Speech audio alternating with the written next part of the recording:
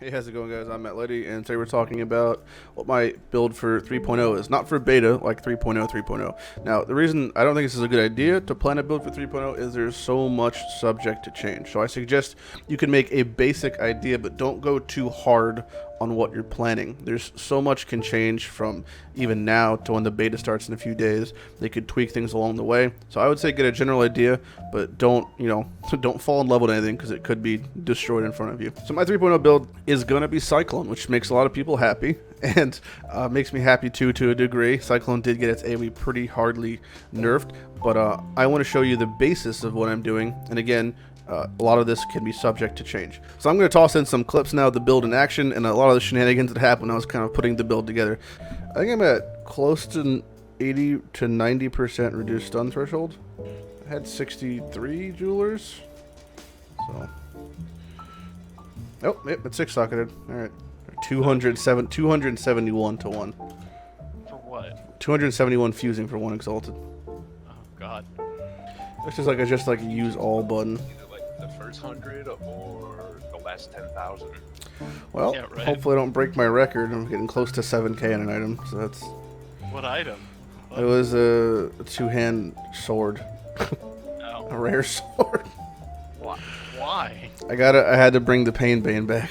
Yeah. It's the best two-hand Ellie sword in the game, baby.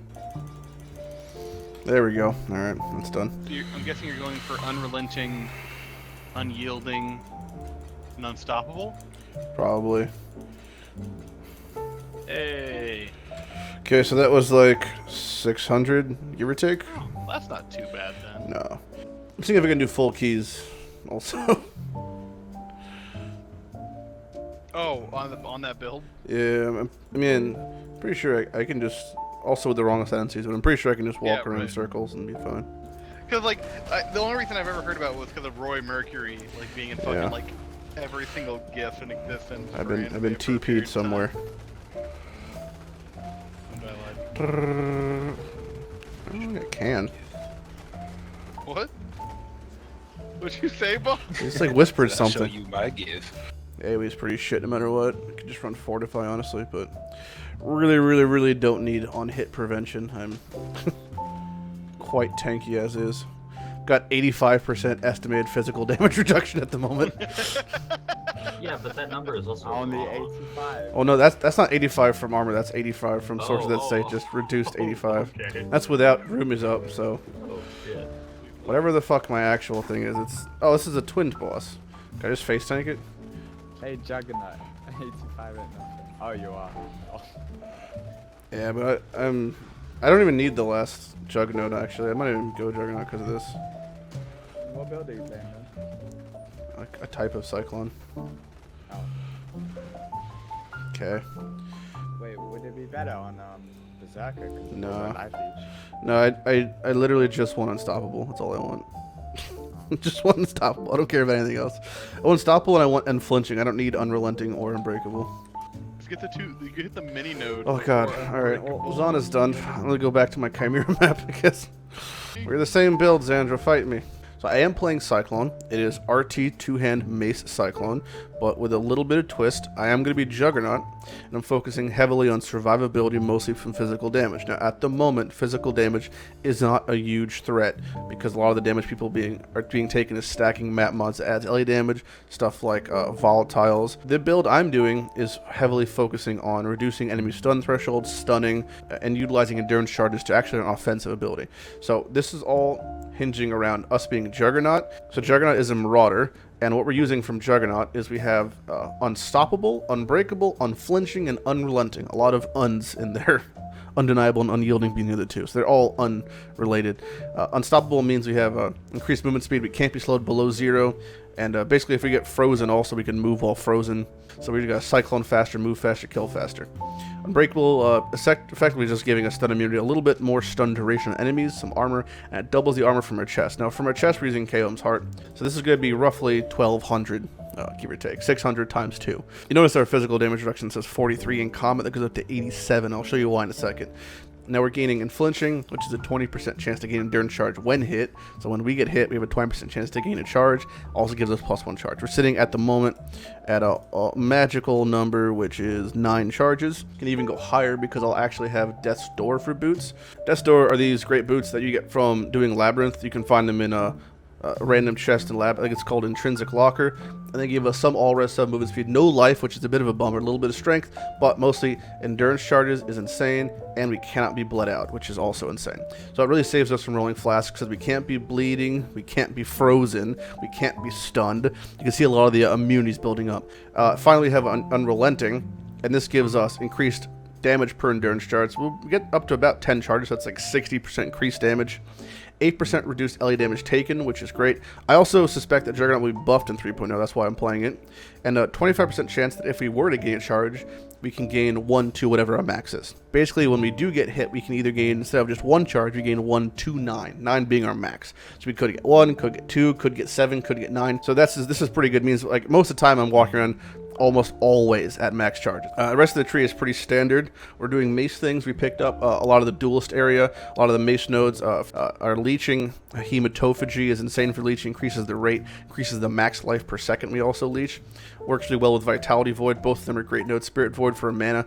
Iron Reflexes, we gain a lot of evasion, a lot from gear actually, more than you'd think. So this gives us about 10% phys damage reduction because we're using Devotos for a helmet. It's not a very expensive helmet league, but it gives us the dex speed, attack speed, great for leap slamming, some chaos res, and more movement speed. Movement speed is a really, really good theme to have. That's why when we're moving around, we can pretty much moving at 136 move speed always, and everything else is pretty standard. Life, res, resolute technique. The one thing you notice is we're going the back side of the mace tree. That's because we want the stun threshold. We're picking up a mace node, and you're saying, why using a mace? Why not use like disfavor or something? Well, I just, and you'll see from the clips after this, I just did Chimera and Uberlab with really no issue, so my damage is fine. I mean, yeah, like I don't have a lot of damage. That's very apparent. That's the one thing. But it's, even with like as much I have, I think it's honestly more than enough. Like if doing a Chimera map takes me 10 minutes or even like 15, it's not the end of the world. I also did a Zana inside of it, so I wasn't even counting that time. Probably could. Like the fight itself was probably taking 5 minutes, but it's also the longest of the Guardian fights because you have to wait for the phase changes and stuff. Like if I was doing Minotaur, I think I could just face tank it. Hit me again with my golem back. Yeah, he's back, buddy. Welcome back. I for sure gotta bring a Enduring Cry though. There's path of the golden endurance charges. Yeah, well, and see, that time I got hit, I went right to 9 also, so it really is just so random at this point. Just to like smooth out the randomness. I forgot that I forgot the mod is 35% increased boss life, so it's taking a little longer than it should be. Oh, yeah, that also has an effect on Okay, here are the snakes, and I have no flasks up, so let's find out how this feels. Yep, they definitely hurt, but they keep walking against walls, and it's hard to attack things like that. I'm probably gonna die because it's just so much fucking chaos damage. I don't have Mings. It's also poison. They're stacking poison. I forgot about that. Alright, well, I should be able to cull him if I could stun him, because he looks like that 10%. But this is proof that I'm just not stunning him at all, because he's not getting culled. Because if he should be getting culled otherwise. Wait, by what? The thing in the tree that says you cull things when you stun them. Oh, right. Alright, I didn't get unique. Well, that's Chimera down. That's, yep. It's not the fastest Chimera in the world, but got the job done, I guess.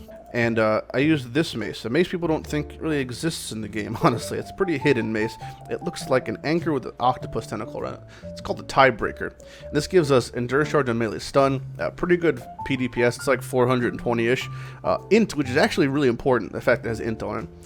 Increased physical damage per endurance charge, so very similar to how we have the 6% damage here. This is 10% damage per endurance charge. So that's 60 plus 100. We have 160% increased phys damage per endurance charge. So when we're at max endurance charges, our DPS, which is sitting at, we'll say 50k, it's actually way more because of Blood Rage, goes up to over 100k. So it's kind of insane. Now for the actual links, it's pretty standard. Cyclone increased AoE, Wed, melee fizz, added fire, faster attacks. It's the generic kind of Cyclone thing. But because we're using with this weapon, we have another link. So that our mana is up pretty fucking high. It's 48, and we were attacking 5 times a second. So pretty much if I don't hit something with my first or second hit, I'm kind of shit out of luck for mana. That's just kind of how it is. You just have to kind of deal with it. It's not a really big deal. I could also run as my last flask a hybrid flask. Now, a lot of this stuff I will tweak and I will kind of change, and I'll make another video when 3.0 comes out as far as the patch notes to my final thoughts about the build. But overall, we also have another pretty fucking dank item for the build is a Varuso's Battering Ram. Gives attack speed, armor, more movement speed. Again, increased stun duration on me, but we have enough reduced stun duration and have stun immunity that it does nothing. I can't be shocked at maximum endurance charges, which I'm at almost always.